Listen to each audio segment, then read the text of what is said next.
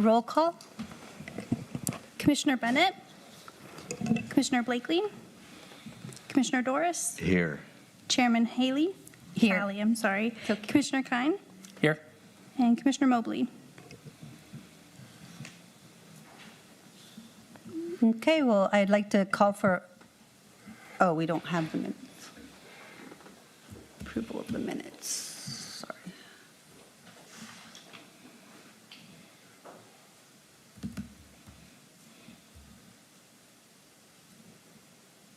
Did you read the minutes? I did read the minutes. Well, I'm going to call for approval of minutes from the August 22nd, 2023 meeting. I motion to approve the minutes. I second the motion. Okay, I'm going to call for oral comments from the public.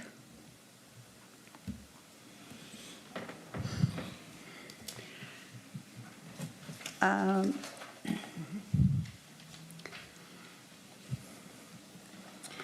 better read that. Sorry, we have a raised hand from the Zoom meeting. Ethan, you may go ahead and unmute. Hi, Hello. my name's Ethan, and I'm the contract city planner for Fortuna, and I just wanted to take a moment to introduce myself and just say hi and put a face to the name, and just wanted to let you know that I'll be supporting Katie and also Merritt regarding current planning work within city limits. So I just wanted to say hi and, as I mentioned, introduce myself and put a face to the name. Yay. Thank you. Thank you. Thanks, Ethan. Hi. Chairperson Howell, yeah, so Ethan with SHN, they've been doing a great job and working to do a lot of the development review projects, and you've probably seen some of their work on some of the referrals. So thank you, I really appreciate you saying hello to the commission, Ethan. That's super nice. Any other hands up or public? Make a motion to close public comment? Second. Okay, public comment closed. So we'll go to item number 4 on the agenda, of business. Number 1 is the election of the vice chair of the Planning Commission. No discussion is allowed prior to meeting. All discussion must be made at public hearing. So I can just give you a very brief staff report. So with the resignation of the former chairman, Mark Seitz, then our vice chair, Stephanie Halley, has become our chair by the bylaws. And so now it's up to the Planning Commission to select their new vice chair who would replace Stephanie if for some reason she was no longer on there. So the procedures are laid out in the bylaws and the responsibilities and the duties. And so this is one that normally the chair would handle, and there can be dialogue from the committee to decide who would like to nominate who or who would like to step up, and you can have a discussion and decide how you would like to proceed with the election of a vice chair. Is this something we might want to do when we have a full council Yeah. present? I was going to say, could we wait till we have or not? You could continue it, but I think, so we're missing Chris Mobley, and who else are we missing? And Sandy. So if you wanted to, you can continue it. I think we would continue to function, but if for some reason you were unable, it might be important today, if you're unable to come to the meeting on the 10th and we do have something that has to be acted on, then we would not have a chair who would be able to act. So you could elect somebody in their absentia as vice chair, I suppose, if you wanted. That's what happens sometimes when you miss a meeting, or Could I at get the a pleasure of volunteer, the please? commission. You're all awesome. I'd like to make a motion to appoint Commissioner Kine as vice chair. I second that motion. I love it. I accept the nomination. Yay. All right. Good job. Thanks, Merritt, for the push. Good Still thing gotta we're vote. Here to discuss that. Oh, You still have to request a vote. okay, I'll request a vote for that nomination for vice chair.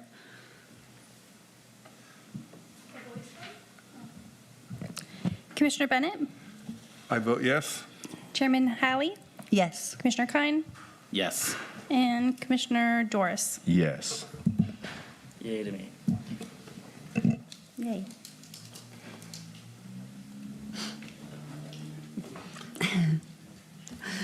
Okay, number 2. I just wanted to pass out very quickly a copy of the staff report for item. Thank you, please. That's the entire packet, so Okay. you'll have to turn to the right page.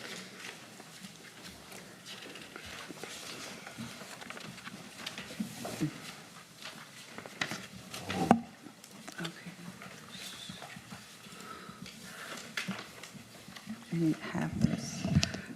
Okay, so number 2 on the agenda is a public hearing to consider a recommendation that the City Council amend Municipal Court Code Chapter 17.03, 17.06, and 17.8 for consistency with adopted multifamily design standards and to allow agricultural employee housing consistent with state law.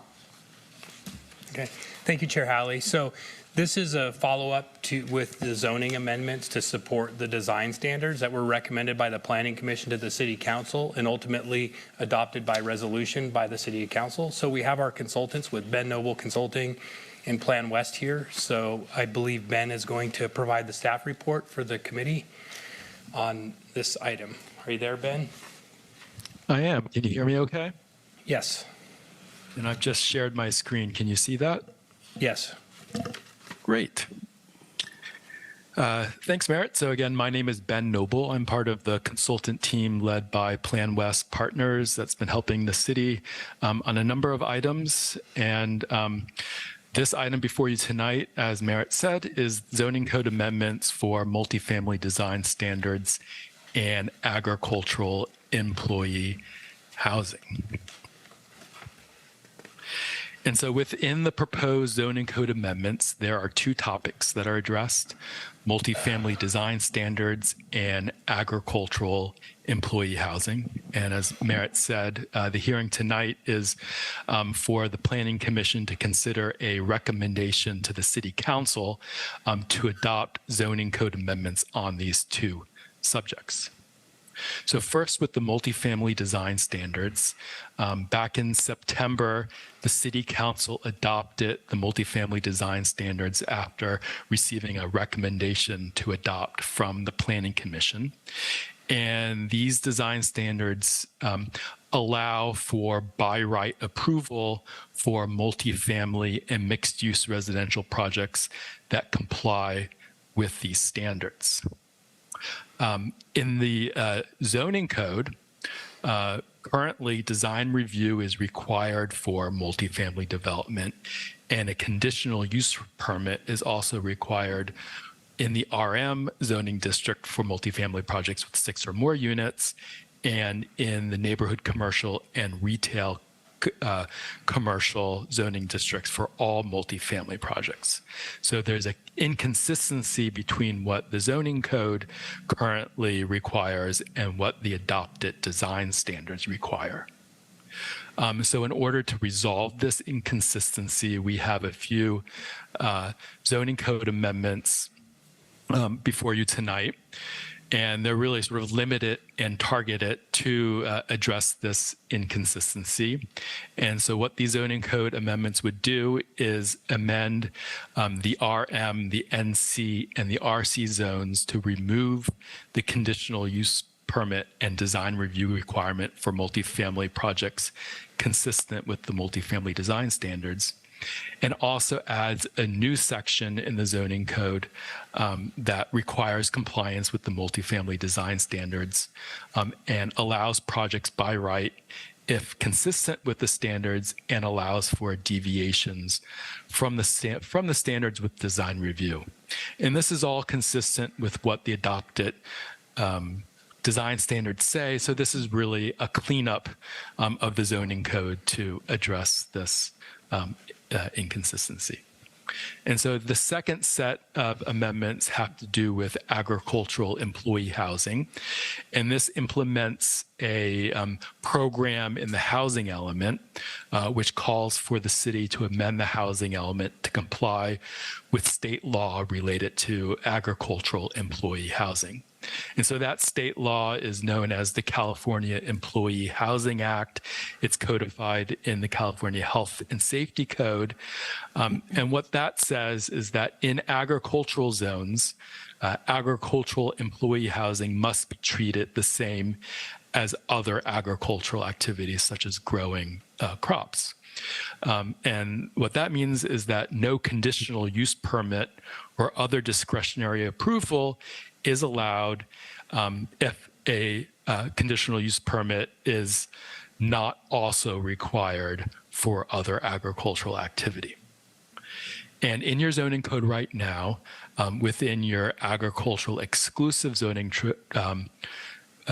zoning district, a use permit is allowed, or a use permit is required for all labor camps and labor supply camps. However, other agricultural uses in the AE zoning district are a permitted use, allowed without a use permit. So this existing permit requirement for labor camps and for other agricultural uses is inconsistent with state law on the subject. So in order to resolve that conflict, a couple of zoning code amendments are proposed tonight.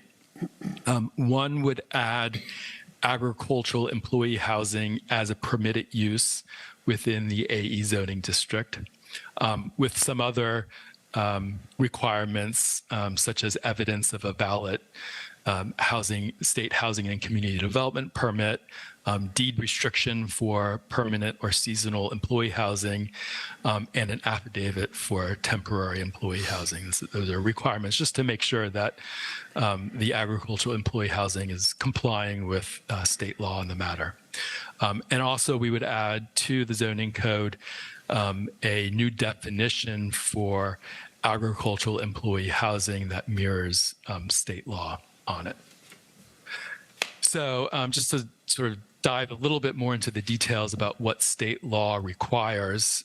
State law says that agricultural employee housing needs to be allowed by right in an agricultural district for employee housing with up to 36 beds in group quarters or 12 units or spaces designed for use by a single family or household, or up to 36 units for agricultural employee housing that meets certain eligibility criteria and is operated by an affordable housing organization. So what the zoning code amendments allows by right agricultural employee housing that is sort of defined by state law as meeting this criteria. The zoning code would continue to allow other types of employee housing with a use permit, as is currently the case. So agricultural employee housing that goes beyond what's specified by the state or is of a different nature than that, that would continue to be allowed, classified as a labor camp or labor supply camp per the current definition, and would require a use permit as it's required to today. So really, the agricultural employee housing zoning code amendments is an amendment to bring the zoning code in line with the requirements of state law as called for by the city's adopted housing element. And the zoning code amendments related to the multifamily design standards resolves a inconsistency between the adopted design standards and what the zoning code currently requires. So given that, staff's recommendation tonight is to consider the adoption of the draft resolution before you to recommend to the city council to adopt the zoning code amendments. So with that, that concludes my presentation. So any questions from my fellow commissioners? Yes. Go ahead. What is the difference between temporary worker housing and permanent residence? And then another side question to that is, do these go through fire code and building department? Yes, so I will answer the second question first, which is the agricultural employee housing subject to state standards is something that's regulated by the State Housing and Community Development. And so the permitting for that is handled by the state, and they would ensure compliance with all applicable building and fire codes. And then in terms of the differences between temporary and permanent housing, I'll sort of go on a limb here and maybe sort of follow up after looking at the statute. But the temporary housing is for a limited and defined duration, and it would need to be limited to that. And the permanent is something that is sort of year-round and intended to remain as sort of a permanent use for as long as the agricultural operation remains on the site. And then at the end of either of those two lengths of time, the housing would be removed, demolished? Yeah, so if the site is not in use as a agricultural operation, then the state permit would no longer be valid and would be rescinded for the housing use. And who would be responsible for seeing to it that that happened? The state or local government? So the state would, but in the standards, there's a requirement that the housing operator provides the city with a valid state permit. So that would be sort of a way for the city to make sure that the residential use remains in compliance with state law. All right, thank you. Thank you. Good questions, Commissioner Bennett. Any other questions from the fellow commissioners? Then I would like to open it up to public comment.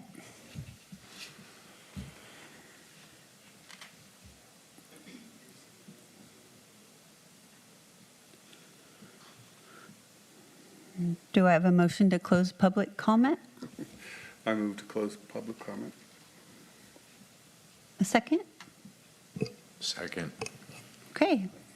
Close. Hang on. Sorry. Ethan, you have your hand up. Go ahead. Oh, sorry. Hi. Yes, I just wanted to add clarity to the definitions and terms. In addition to what Ben said, the temporary versus permanent is by time frame in the definitions. And they also include a seasonal term by limited to 180 days. And so that's really the benchmark for what's considered temporary versus what's permanent, in addition to what Ben said. So the crop 180 days, and then when it's done, you move on? I didn't understand that. Ben can add additional clarity, but I believe it's because agricultural workers tend to be seasonal and they migrate according to whatever season the work is. And so the state law is catching up to existing conditions and removing potential barriers for that housing development, because there wasn't really regulation that kind of allowed a thing like this to take place to assist agricultural workers, whether they be temporary, seasonal, or permanent. Thank you, Yeah. Ethan. Oh, go ahead. So there are three categories of agricultural employee housing under state law. There's permanent, there's temporary, and there's seasonal. And permanent is year-round housing that's intended to remain on site for the duration of the agricultural use. So it's permanent as long as the agricultural use use is there. And then there's seasonal, which is meant to be, not year round, just certain times of the year, up to 180 days per year would be used as housing. And then there's the temporary, where there's sort of intended to be a limited duration for the employee housing, that it will start at a certain point and that it will end at a certain point. And that's defined in sort of the rules that apply to that. And so those are the sort of three categories that would be addressed as part of the agricultural employee housing. Thank you. Ben, and just one question from staff. I mean, there's relatively few areas in the city where this would apply. One of the areas is south of the city along Eel River Drive towards the city's water treatment plant. And then there's a small area just south of Lonnie Drive between 12th Street and the freeway. So there's very little agricultural exclusive land in the city that this would even apply to. But again, we're looking to be in compliance with state law. I don't know if you looked at that, Ben, the zoning map, but anyway, there's a relatively small area in the city where this would apply. Yeah, it's California. Thanks for pointing that out. Yes. I don't have to get too excited about it. So this could include something as simple as travel trailers or mobile homes for temporary? Ben, do you know the answer to that one? So it would need to meet the state code requirements, and I think that kind of sort of manufactured housing would be allowed as long as it meets the state requirements.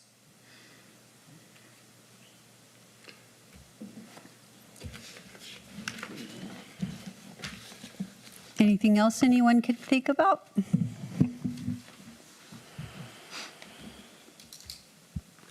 Well, then I'd like to make a motion to adopt Resolution P-2023-3107.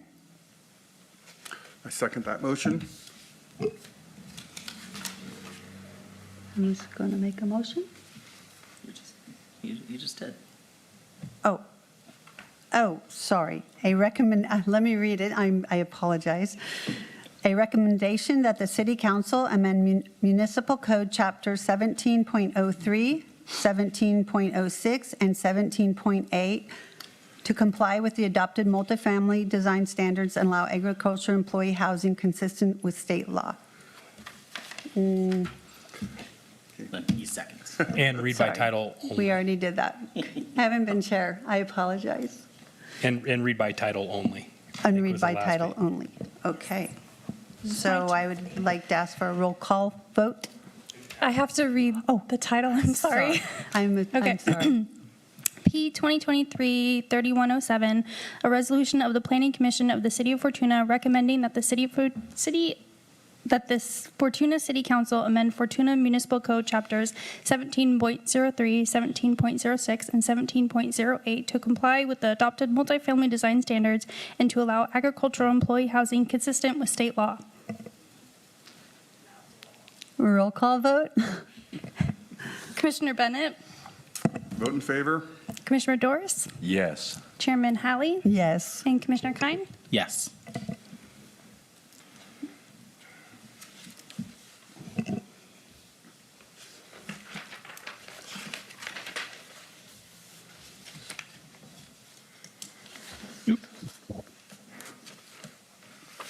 Thank you, Ben. Well, minus a few hiccups, I'd like to make a motion to adjourn. Oh boy. Where are we? Oh, Planning Communications, yes, Planning Commission Staff Communication, item number 5.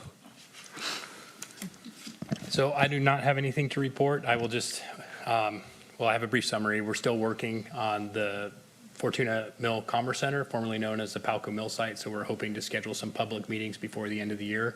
We're also working with Plan West on that project. And I will say that Eel River Brewery is getting very close to their final sign-off on their building permit. It looks nice. They have a mural and a few more little things to do with regard to landscaping, but they're just about done. I inspected that site today. It's looking really nice down there. Beyond that, I have nothing else to report.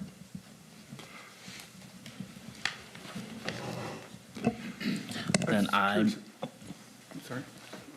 Chris, have you heard anything more? Is your mic on, Brian? Yes. Okay. Have you heard anything more about the proposed construction for the veterinary clinic? I Near have River Road. not. Gary, do you know anything about that?